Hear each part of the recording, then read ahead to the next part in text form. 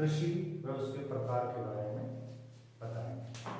कृषि के बारे में लगभग आप लोग जानते ही होंगे। कृषि यानी खेती करना। आस पड़ोस में सब जगह आपने देखा होगा खेती सब करते हैं, और गाँव में तो लगभग सभी व्यक्ति खेती के व्यवसाय पर आधारित रहते हैं। आज उसी के बारे में बताएंगे कि खेती कितने प्रकार की होती है और खेती कैसे होती है, यानी कृषि व उसके प्रकार। कृषि क्या है? कृषि प्राथमिक क्रिया जिसमें फसल व सब्जियां आदि उगाना शामिल है।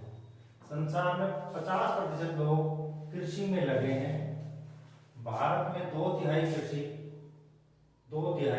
कृषि कई प्रकार की होती है, यानी कृषि भी जो प्राथमिक क्रिया है आज हम उसके बारे में बताएंगे। उसमें फसल व सब्जियां उगाई जाती है। फसल कौन कौन सी?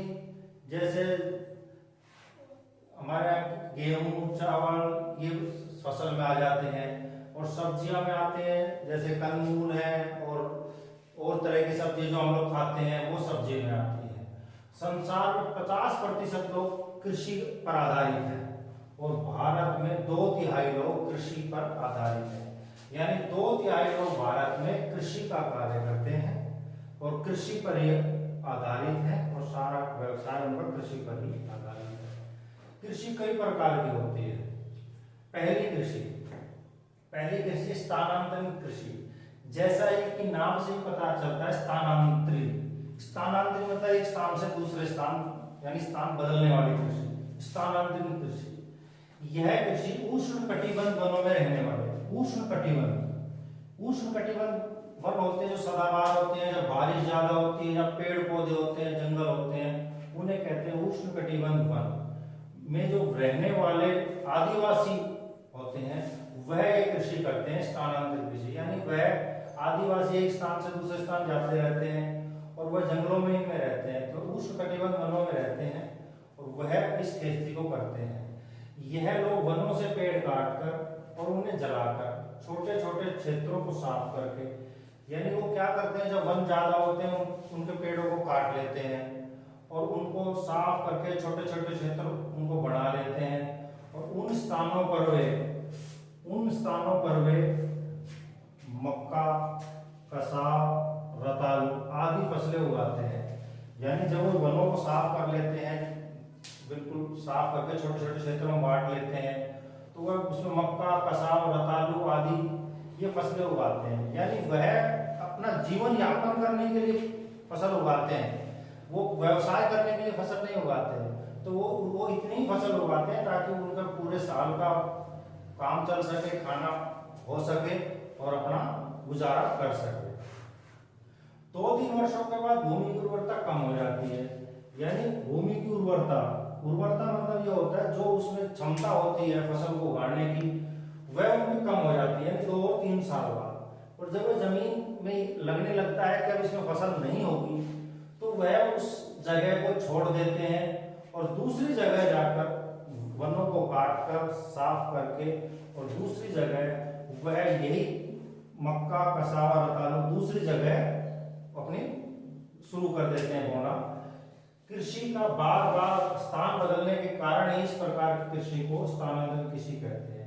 यानी आदिवासी अपने व्यवसाय के लिए नहीं, अपने जीवन यापन के लिए करते हैं, और उसमें जब उन्हें लगता है कि अब यहाँ पे हमारे लिए खाने पीने की वस्तु नहीं मिलेगी, तो हम वो दूसरी जगह पर उसको स्थानांतरित कर लेते हैं, दूसरी जगह पर अपनी फसल उगाने के लिए चले जाते हैं। इस तरह स्थानांतरण कृषि कहा जाता है। बच्चों, अभी हमने आपको बताया था स्थानांतरण कृषि। अब दूसरी कृषि है रोपण कृषि। बताया था ना कृषि के प्रकार। पहली कृषि थी स्थानांतरण कृषि, वो हमने आपको बता दी थी। अब दूसरी है रोपण कृषि। रोपण कृषि एक प्रकार की वाणिज्य कृषि है। वाणिज्य मतलब क्या होता है? व्यवसाय मतलब जिससे कुछ आमदनी होती है, उसे कहते हैं वाणिज्य कृषि। यानी रोपण कृषि वाणिज्य कृषि है जिससे हमें आमदनी होती हो।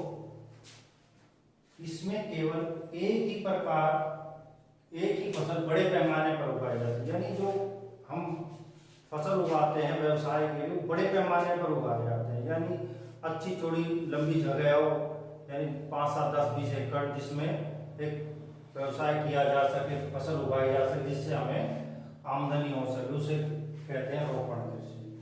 जैसे चाय, कहवा, काजू, रबड़ आदि इसकी मुख्य फसलें होती है। जैसे भारत में आसाम साइड में हम देखते हैं चाय के बागान होते हैं बड़े बड़े, और उनमें सारे में चाय ही चाय होती है, क्योंकि वो जो जगह होती है वो काय खुली रहती है, वहाँ पे पानी, इन फसलों को भी पानी की आवश्यकता होती है, और यह भी उष्ण कटिबंधीय प्रदेश में होते हैं। जो रोपण कृषि होती है वो भी उष्ण कटिबंधीय प्रदेश में होती है। तो चाय, जैसे आसाम में चाय के बागान होते हैं, कहवा, काजू, रबड़ आदि इसकी मुख्य फसलें हैं। ये है रोपण कृषि। रोपण कृषि में बड़े पैमाने पर श्रम और पूंजी की आवश्यकता होती है। यानी जब हम इसकी फसल उगाते हैं तो ये बड़े पैमाने पर की जाती है, तो इसमें पूंजी की काफी लागत आती है, और उनके लिए हमें श्रम की, यानी मजदूरों की और मशीनरी की, इनकी आवश्यकता पड़ती है। यानी यह जो रोपण कृषि है ये बड़े पैमाने पर होती है, और श्रम और पूंजी की आवश्यकता इसमें ज्यादा होती है।